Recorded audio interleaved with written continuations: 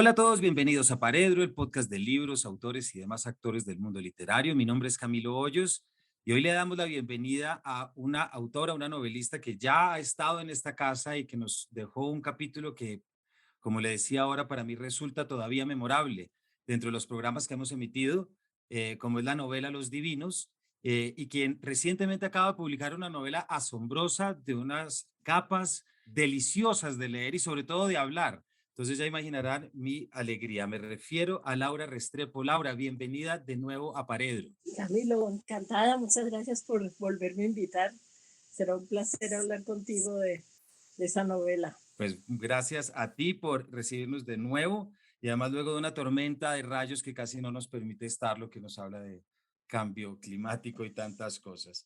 Estamos hablando, por lo tanto, Laura, de Canción de Antiguos Amantes, tu última novela publicada en mayo de 2022, una relato o novela en los que se explora el mito, pero también la realidad del desplazamiento. Me gustaría que comenzáramos fuera de la novela, si te parece, Laura, porque como tengo entendido, con esta te ocurrió como con muchas otras, y es que una experiencia del periodismo de nuevo tocó las puertas de la literatura. ¿Nos podrías contar de dónde y de estos viajes que surgen, cómo aparece esta novela? Mira, los viajes fueron como el germen de la novela.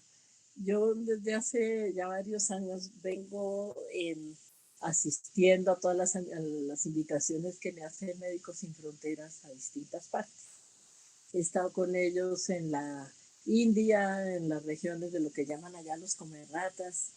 He estado en la isla de Lesbos, en el campamento ese tremendo que se incendió, el de Moira, y otros campamentos de refugiados sirios, en México también, en la propia Colombia.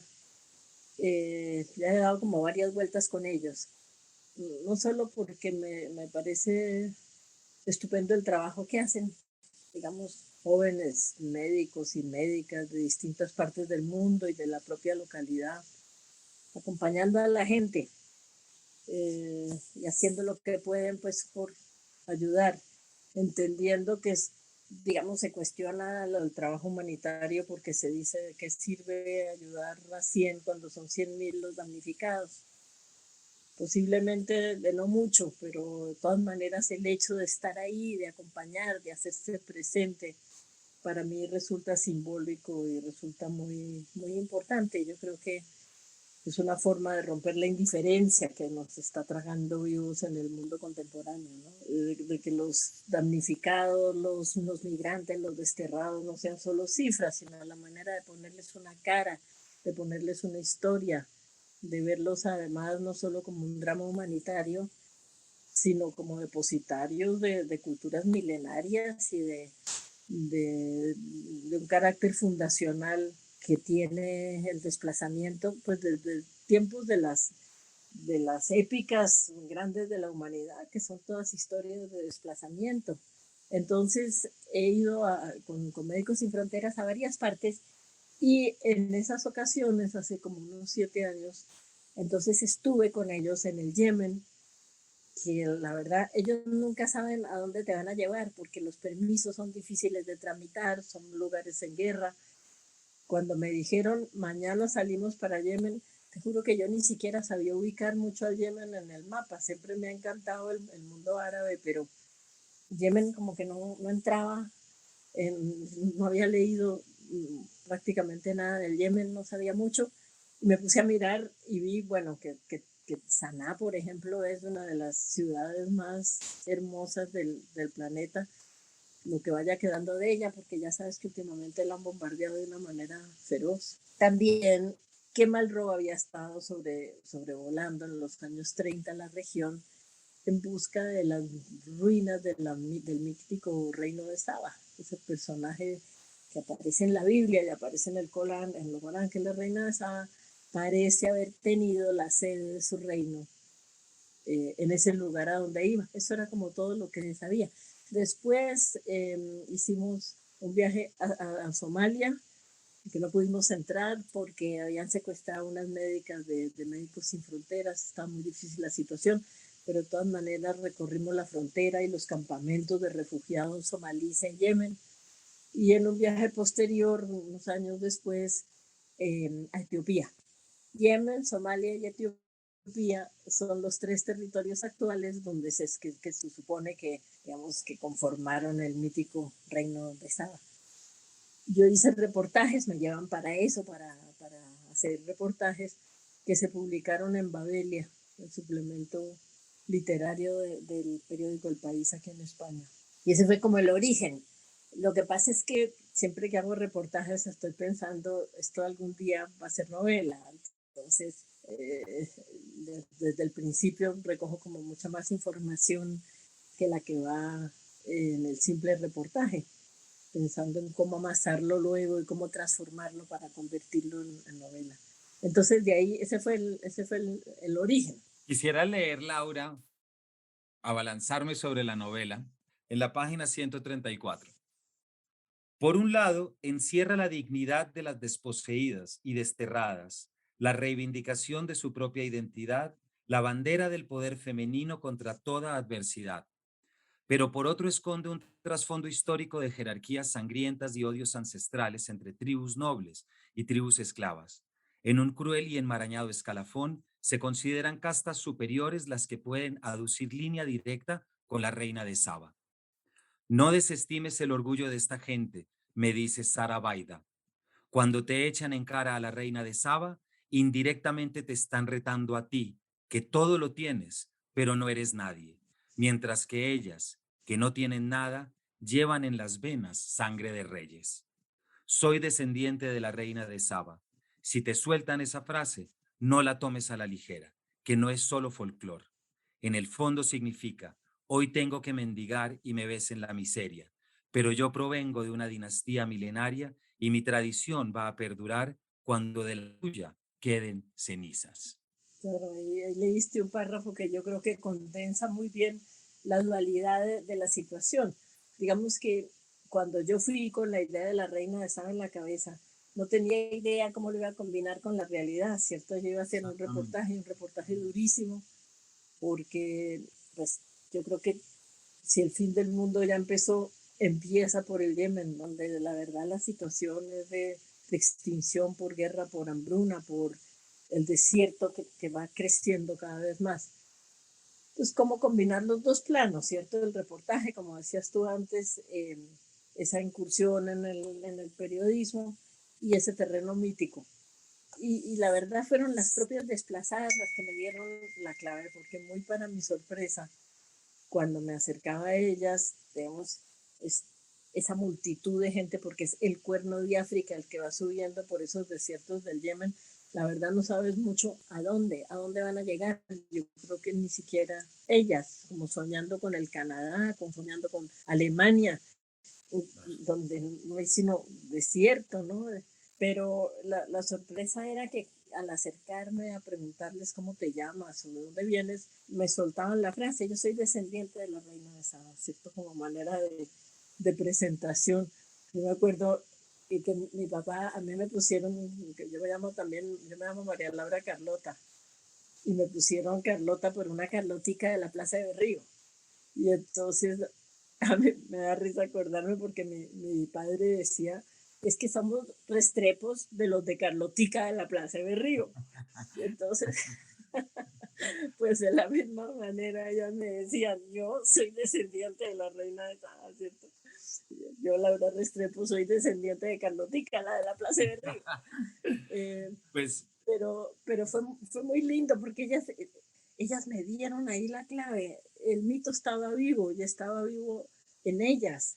Y lo que yo pensé es, esta es la reencarnación de la reina de Saba, o esta es la verdadera o la única reina de Saba. Son ellas, que debió ser la reina de los caminos, debió ser una reina bastante bárbara y debió ser una reina migrante y una tremenda comerciante con sus caravanas de incienso y de olíbano.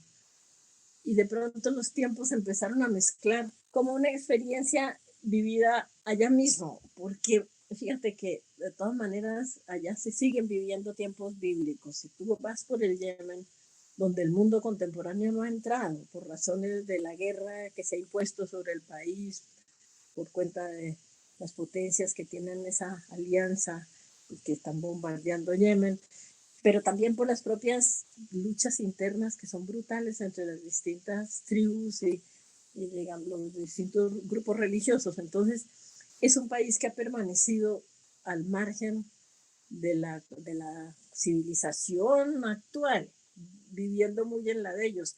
Y no hay esa diferencia, lo que es el tiempo lineal, pasado, presente, futuro, en el cual estamos nosotros tan insertos, tan irremediablemente insertos en toda nuestra concepción del transcurrir de nuestras vidas. Pues allá el pasado está ahí. Tú pasas por, ahí está el campamento de Acnur, ahí hay 2.000 o 3.000 refugiados, y enseguida te señalan para el otro lado, y ahí están los restos del arca de Noé. Todo viene mezclado y todo está igualmente vivo. Entonces, de alguna manera, de ahí también salió la idea de, si se hace una novela sobre esto, hay que prescindir de una estructura temporal lineal. Hay que Así. tratar de entrar en esa multiplicidad de tiempos simultáneos que se viven en ese lugar y como posiblemente fueran la humanidad hace siglos, ¿no? Donde no, el devenir no estaba tan claramente, e inclusive en épocas medievales, muy posiblemente era esa misma mezcla de tiempo mítico y tiempo real, en sus tiempos de fervor religioso tan profundo. Muy posiblemente la gente también vivía el tiempo mítico en términos de tiempo real. Claramente. Laura, es fascinante que la respuesta que tienes, además, por supuesto, del reportaje a la experiencia de la visita, sea mítica, es decir, sea el llamado, ese llamado que tantos han tenido a perseguir la reina de Saba. Porque si tu narrador, de quien vamos a hablar ahorita, lo es, eso también te convierte a ti en de la estirpe de Nerval y de tantos otros de los que hablaremos ahorita, porque es fascinante que de lo desplazado y de lo que normalmente se recibe una connotación negativa, ¿cierto? Y tanto que nos ha pasado en este país en los últimos años con la crisis migratoria venezolana y ni hablar con los desplazamientos internos ya de los últimos 30, 40 años, es comprender que lo mítico y literario puede entrar allí para encajonar, perdón, para encajar más bien, no encajonar, sino encajar dentro del mundo y dar una respuesta a algo de una manera completamente distinta a una cifra o a la condena de un reto, ¿cierto? Cuando el reto trae precisamente la diversidad. Ese me parece que es una enseñanza y es algo que yo como lector me quedé con tu novela. Pero quisiera preguntarte, Laura, a no ser que me quieras mencionar algo de esto, Dime. pero ¿cómo lo cuentas? Y aquí es donde entra Voz Mutas, este gran narrador tuyo, quien vive en ese tiempo mítico, porque comienza, y aquí para que nuestros oyentes y quienes no han leído y van a tener la inmensa dicha de leer esta novela, Vos Mutas, el joven escritor que se dedica a perseguir a la reina de Saba, y en estas da con la partera Sara Baida, quien es además quien trabaja en Médicos Sin Fronteras, y comenzará lo que es una escritura, pero también un viaje en territorio para descifrarlo. ¿Por qué no nos cuentas un poquito, Laura, este personaje? Tengo entendido, porque leí en alguna parte, que Pedro, tu hijo, a quien saludamos desde acá muy cariñosamente, tuvo algo que ver en esa decisión. ¿Por qué no nos cuentas de la creación? Porque lo lírico sí que está y lo poético y mítico se congregan en este narrador. Pues sí, el Pedro metió ahí baza fuerte porque pues los reportajes que te cuento que hice inicialmente, pues había un narrador que era yo, un narrador tácito, porque yo no aparecía haciendo nada distinto de narrar, ¿cierto? De reportear. Pero de todas maneras, pues había alguien que firmaba Laura Restrepo y que había estado en esos lugares y que contaba, vimos tal cosa, hicimos tal cosa. Entonces, cuando empecé la novela, pensé recurrir a la misma fórmula, ¿cierto? Hay una narradora que no aparece, pero que firma el libro y es Laura Restrepo que está contando estas cosas. Fue una discusión dura con mi hijo Pedro, ya sabes tú, por generación coincidente con la de él, a los padres se los cuestiona duro. Y íbamos en un coche precisamente hacia Barcelona y me dijo, no, ya, ya tú no, ya no tienes que aparecer tú más en esas novelas, ya la viejita heroica ya no la saquemos. Después de tanta aventura con el M19, con cuanta cosa, y ya démosle pie, vamos a darle la entrada a un narrador más joven. No, pues ya te imaginarás, ¿cómo se te ocurre? ¿Acaso crees que tu mamá no puede? Y no sé qué. Una discusión ahí. Pero si yo soy descendiente de la reina de Saba, tú me viste, yo estuve allá, y las bombas, y sí, sí, sí, las bombas, pero tal vez ya, tal vez ya estuvo bueno eso. Entonces, me costó trabajo como sacarme, ¿me entiendes? No que yo hiciera nada ahí, pero yo narraba, como en los reportajes. Y eso coincidió con que empecé yo a buscar, bueno, a ver, ¿por qué es tan famoso este personaje de la reina de Saba? En realidad solamente se la menciona en un par de párrafos en la Biblia y un par de párrafos en el Corán. Es a duras penas como un dibujo así a mano alzada, donde ella aparece muy deslumbrante porque es la única mujer que está en esos textos sagrados por ser sabia y por ser poderosa. Una cosa insólita en la Biblia donde las mujeres están por otras razones, o porque son santas y son vírgenes, o porque son putas, o porque le cortaron el pelo a uno y le cortaron la cabeza al otro, pero por ser poderosa es muy interesante. Además, fíjate que en ese tiempo ella que aparece porque va a visitar al rey Salomón.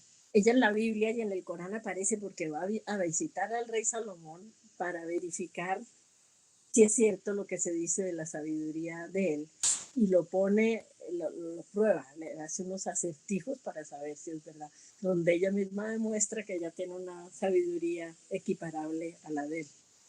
Entonces, la referencia es muy fuerte, pero muy, muy pequeña. Malraux dijo en algún momento muy bonito, dijo de la reina de Saba, solo los dioses han hablado de ella, por lo que aparece solamente en esos textos bíblicos. Entonces, quienes habían buscado a la reina de Saba y en la medida en que la buscaban, la hacían, porque ya sabes que los mitos existen, los poetas hacen los mitos. Y entonces ahí me encontré con el propio Malraux, que había sobrevolado el Yemen buscando los restos de las ruinas de su reino. Me encontré con Gerard de Nerval, para quien fue la reina de Saba una obsesión tan fuerte que quedó intrínsecamente mezclado a su locura, que lo llevó de manicomio en manicomio y posiblemente a su suicidio final. Y de pronto empezaba a aparecer en los personajes más inesperados. De pronto encontré un texto, seguramente espurio, la iglesia no lo acepta, pero que la reina de Saba se le apareció en un momento de la vida a Tomás de Aquino, inclusive fue esa visión la que lo condujo a dejar de escribir. Y así fueron apareciendo otros personajes interesantes y cómo no meterlos en la novela. Es decir, si vas a construir un mito, por un lado tenía yo a las desterradas del Cuerno de África que decían yo soy descendiente de la reina de Saba, pero por otro lado estaban estos autores que le habían dedicado muchas páginas y en la medida en que escribían de ella, se la inventaban, la construían. Estaba también Rambo, muy interesante, porque Rambo vivió precisamente en esas regiones de Yemen y de Etiopía, donde se supone que estaba el reino de Saba. Entonces, ¿cómo no indagar? Y ahí vino como una etapa para el libro de indagación, ya no sobre el terreno, sino en los libros de estos buscadores de la reina de Saba.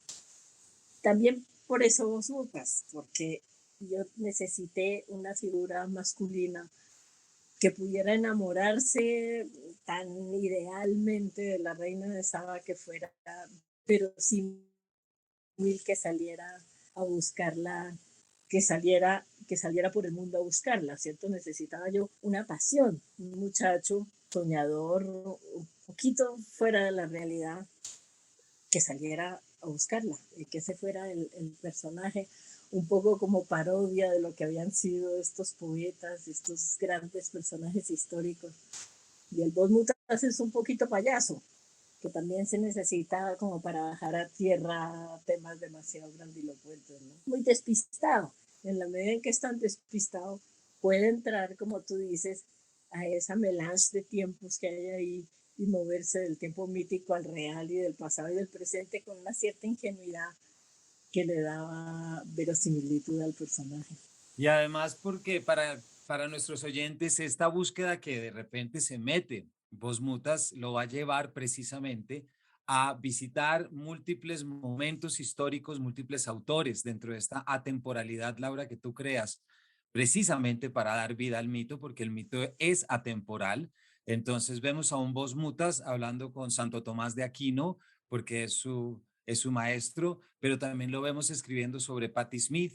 eh, y también lo vemos leyendo a Nerval y sobre todo vemos en él esta conciencia atemporal para poder crear el mito.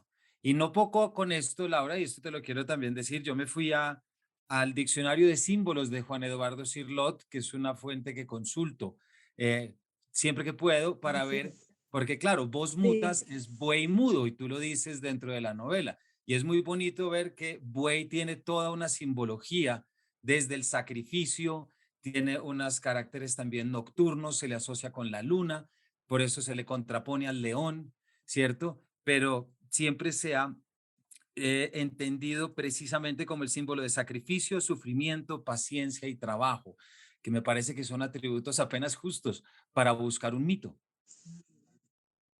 De hecho, él dice, mira, y tengo acá, él tiene tatuado Nexpe Nec Metu, que es sin esperanza ni temor. Y así es como sale al mundo a buscar esta reina.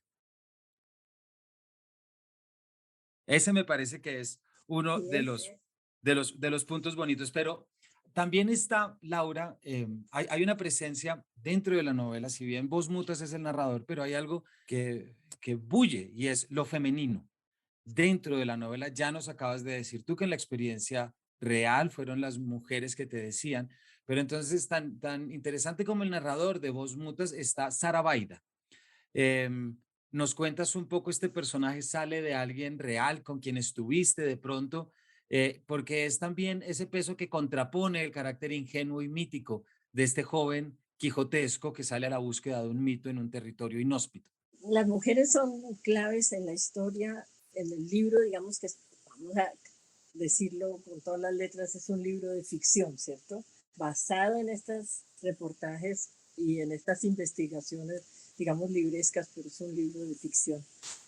¿Qué pasa? Que en los viajes estos reales, de verdad la presencia de las mujeres se imponía con una fuerza enorme. Casi que esa migración es una migración de mujeres y sus niños, y sus enfermos, y sus viejos, porque ellas cargan con sus animales, con sus cacibaches, con sus padres, con su madre, y por una razón muy particular, porque son tierras en guerra y la guerra se traga a los hombres, digamos los artesanos, los carpinteros, los profesionales, los campesinos, todos acaban de soldados y van a morir a la guerra. Entonces, el gran flujo de la migración pues es femenino.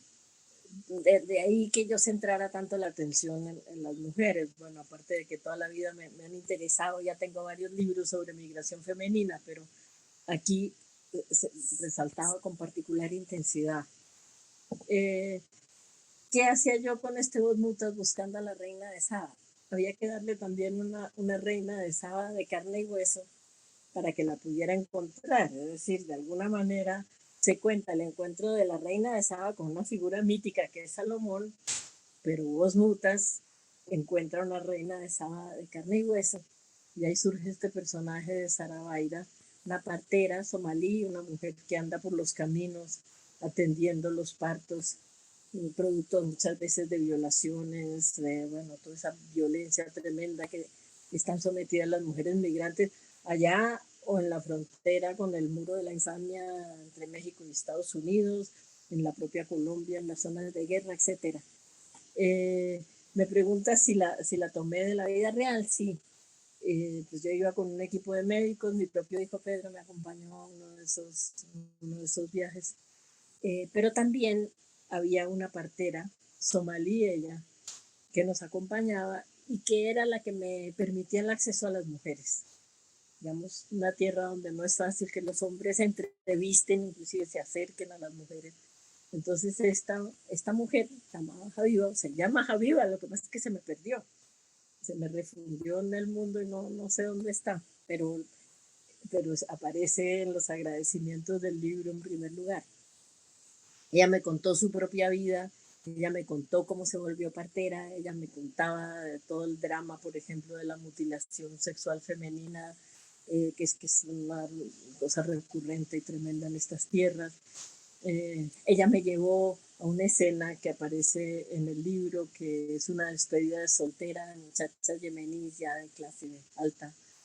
Ella fue como mi guía. Y entonces Sarabayda está hecha muy a imagen y semejanza de este personaje. De hecho, hay un capítulo en donde Sarabayda cuenta su vida, que es prácticamente lo que me contó Aviva de lo que había sido crecer en Somalia. En el que aparece el caso de la violación, en el que aparece también toda la, digamos, como esa, pues lo que ya sabemos que es la resistencia femenina. De allí que, volviendo a tomar esta figura de la reina de Saba, Laura, ¿cierto? Ya decías ahorita en la Biblia aparece muy cortico, quien lo quiere ir a ver, yo lo consulté, en el primer libro de los Reyes, capítulo 10, versículos del 1 al 13, en el cual se habla precisamente que llevó 3.960 kilos de oro, piedras preciosas, perfumes y grandes cargamentos de madera de sándalo al rey Salomón. ¿Por qué digo esto, Laura? Porque hay un componente de voz mutas y también es cuando tú empiezas y te metes de lleno a reformular el mito y tomar esa participación siempre activa, que es que todo mito puede ser recreado y puede ser vivido de nuevo. No solamente lo haces a partir de tus experiencias desde la reportería, sino que decides o pones a voz mutas a decidir y terminar en algo que a mí me pareció muy bello y que da razón al título del libro Canción de Antiguos Amantes, que es el amor entre el rey Salomón y la reina de Saba en el Cantar de los Cantares. Ese bellísimo poema.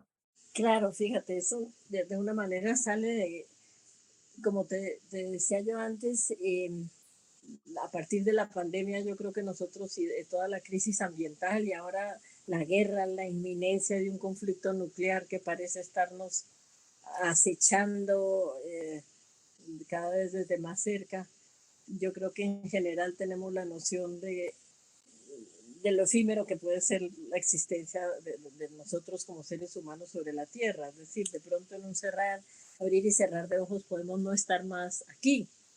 Tal vez antes del COVID eso no lo experimentábamos de manera tan fuerte, ¿no? Pero sí fue un llamado de atención. Entonces, eh, esa sensación, estando allá en Yemen, en Somalia y en Etiopía, la tienes con mucha más fuerza todavía. Es decir, estás allá y dices, si hay un fin del mundo, aquí ya empezó. Y de alguna manera eso lo asociamos también por razones míticas al Apocalipsis. Lo que pasa es que el Apocalipsis quiere decir revelación. Entonces allá lo que ves no solamente la posibilidad de la extinción de una forma de cultura, de una forma de vida, que con eso me refiero a algo que nos involucra a todos los del planeta, sino que además de esa fortaleza enorme para sobrevivir, esa raigambre en una tradición y esa capacidad de sobreponerse y esa urgencia de buscar ese lugar imposible donde la vida sea posible, sino para las propias mujeres, sí para sus hijos. Esa compulsión a hacer que la vida humana perdure, que siga adelante, que de alguna manera haya un futuro. De ahí que yo pensara que el himno que yo quería que resonara no fuera esos monstruos y ese tremendo despliegue de la ira y de la venganza que es el Apocalipsis, sino que fuera el canto del amor total, el amor sagrado y el amor corporal, el mítico y el amor real, que es ese bellísimo canto que es el Cantar de los Cantares, que la verdad nadie se explica cómo se coló en la Biblia porque es de una sensualidad Sí.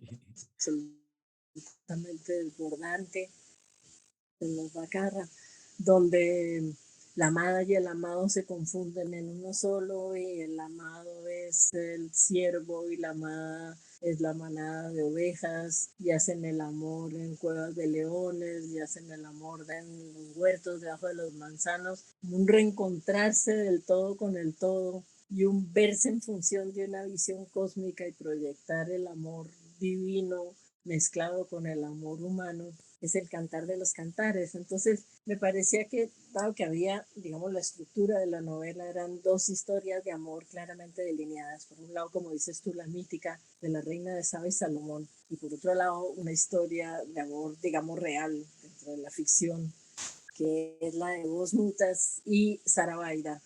Me parecía que estaba muy bien introducir ese eco del cantar de los cantares y por titular el libro Canción de antiguos amantes. Laura, gracias. Te quiero hacer una pregunta. Esta novela surge de una experiencia tuya de hace 14 años, em, pero sin embargo es innegable que los últimos, pues digamos, 10 años hemos vuelto a ver fenómenos migratorios y de desplazamientos muy importantes, crisis migratorias gigantescas. Solamente hablar de Ucrania, que es la última que entra dentro de una larga lista.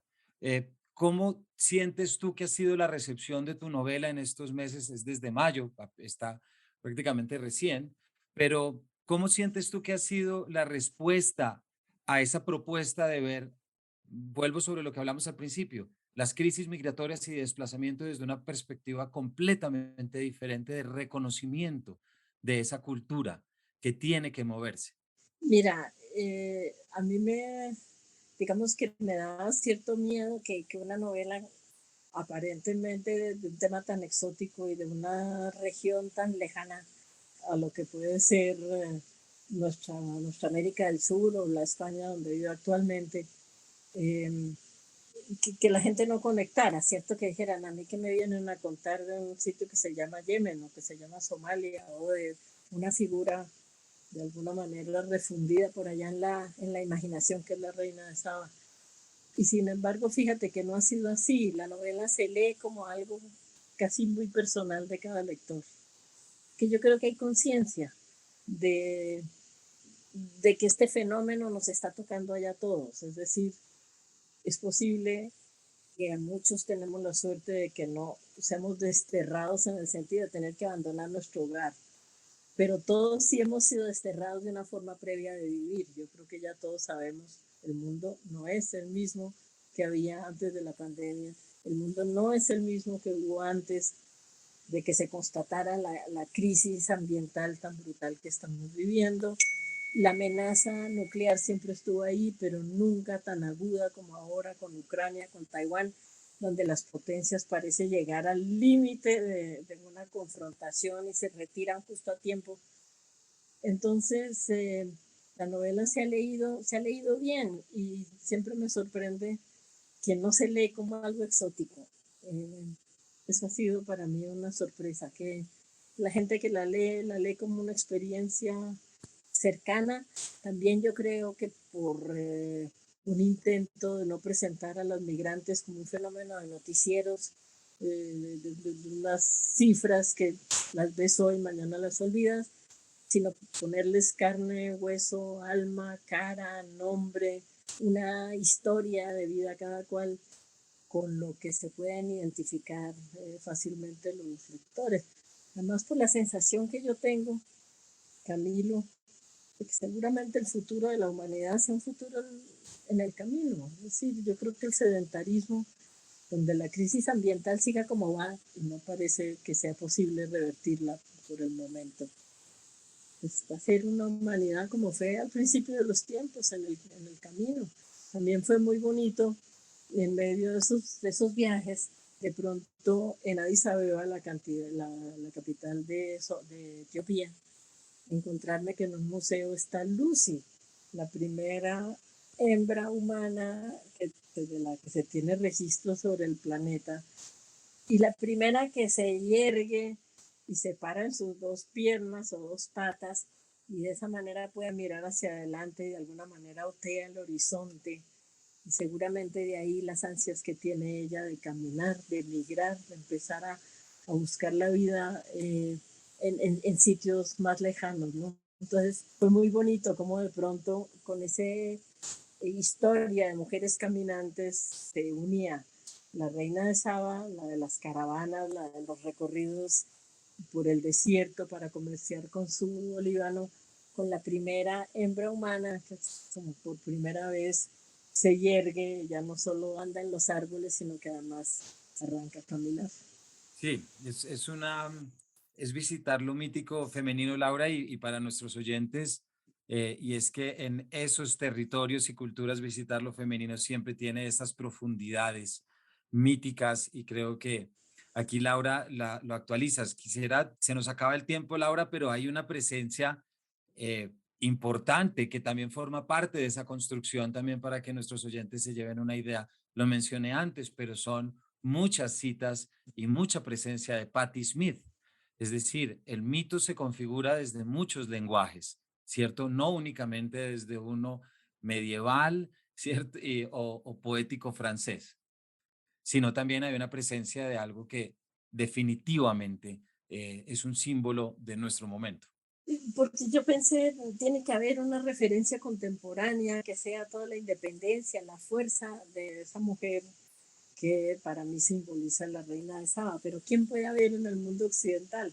Y estaba en esas cuando de pronto ahí hojeando revistas de Rolling Stone, me encuentro con que los críticos a Patti Smith la han llamado muchas veces Punk Queen of Siva, la reina punk de Saba. Y con toda la razón, por esa cosa como primaria, tremenda que ella tiene, que grita más que canta, su presencia andrógina, esa forma arrolladora que tiene de llevarse al mundo por delante. Y entonces me encantó hacer la conexión también, ¿cierto? Bueno, si nos podemos imaginar a la reina de Saba viviendo hoy, ponerla en el village con toda la revolución sexual, con toda la revolución artística, además que significó Patti Smith, que además es una extraordinaria escritora, porque hay que leer sus novelas que son de verdad gran, gran literatura. No, pues Laura, muchísimas gracias por habernos acompañado. Para nuestros oyentes, hemos estado hablando de Canción de Antiguos Amantes de Laura Restrepo, mm, visitar un mito tiene tantas facetas como encontraremos en esta novela que me decías ahorita, Laura, que te tomó 7 años para terminar. Antes de irnos, Laura, tengo una última pregunta que hacerte que se sale un poquito de la novela, pero recientemente hubo una Dime. imagen en la que te pensé y fue el rostro de Carlos Pizarro en esa chaqueta de María José en la posesión del presidente Gustavo Petro.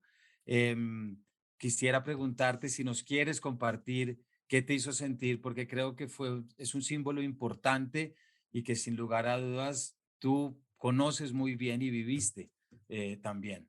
Yo creo que fue de verdad esa posesión fue, yo sí creo que marcó un hito en nuestra historia, precisamente por la confluencia de símbolos que supo muy bien manejar Petro. Estaba, estaba María José poniéndole la banda presidencial a nombre de Pizarro, que había sido asesinado siendo presidente, candidato a la presidencia. O sea, Pizarro no llegó, pero Petro llega. Y lo que sucedió con la espada de Bolívar fue de verdad, yo creo que pone en evidencia el temple de Petro. Suspender la ceremonia, además con todos esos dignatarios sentados bajo el sol de Bogotá, cosa nunca vista en una plaza abierta, y de pronto decir, se suspende porque vamos a traer la espada de Bolívar, sabiendo que Duque estaba diciendo que no la entregaba y ordenarle a los militares traen ya la espada de Bolívar, con el país preguntándose si los militares durante el mandato de Petro le iban a obedecer a Petro o no. O sea, a fin de cuentas era un exguerrillero supuestamente siempre enfrentado. Eh, Traigan la espada de Bolívar y dicen palabras que yo creo que fueron claves, es una orden. Es decir, acababa de ser ya investido como presidente, ya era el presidente, comandante en jefe de las Fuerzas Armadas y dice, es una orden. Y empieza a pasar el tiempo, no los 10 minutos que habían anunciado, sino 20, 30, 40 minutos, todo suspendido. Petro hierático no se le movía un pelo ahí sentado y yo creo que el país en vilo sin saber si la espada de Bolívar iba a llegar o no. donde los militares hubieran dicho que no la traían, era como una especie de golpe de Estado justo en el momento de la posesión. Pero fíjate que yo creo que también la inteligencia de todo el planteamiento tiene que ver con que para los militares Bolívar también es un símbolo. Bolívar era general de los ejércitos libertarios. Entonces, el robo de la espada de Bolívar es un símbolo para la guerrilla, pero la espada misma y Bolívar es un símbolo para los militares. O sea que de alguna manera ellos también se sentían muy representados al tener la espada de Bolívar ahí en ese lugar. No, yo creo que fue muy emocionante. Yo creo que yo la vi toda pues por la pantalla a través de la transmisión directa, pero yo creo que todos los que estábamos ahí sí teníamos el alma en vilo, sin saber cómo iba a salir eso. Que jugó el todo por el todo Petro ahí en esa apuesta y le salió muy bien. Y Duque pues salió realmente, como se dice, con el rabo entre las piernas. Era el último oprobio como para acabar de sellar un mensaje, un mandato tan triste, tan mezquino, tan desafortunado. Pues Laura, muchísimas gracias. Yo te hacía la pregunta más por lo que ya habías trabajado tú, pero creo que tiene mucho que ver con lo que estamos hablando, porque son esos símbolos los que recrean los mitos y ver cómo esos símbolos míticos aparecen e irrumpen en la realidad, pues logran romper tejidos necesarios y resignificar. Laura, muchísimas gracias por habernos acompañado desde tu montaña catalana Y aquí también a Paredro de nuevo.